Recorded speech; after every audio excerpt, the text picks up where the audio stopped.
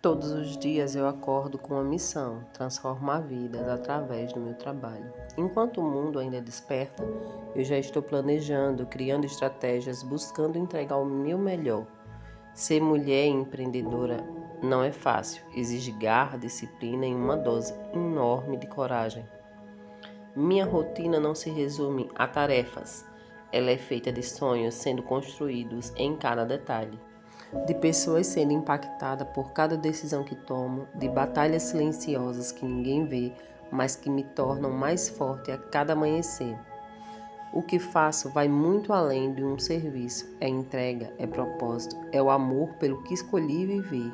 E se tem algo que aprendi nessa caminhada, é que o sucesso não vem de sorte, ele nasce de cada rotina, de quem nunca desiste. Bom dia.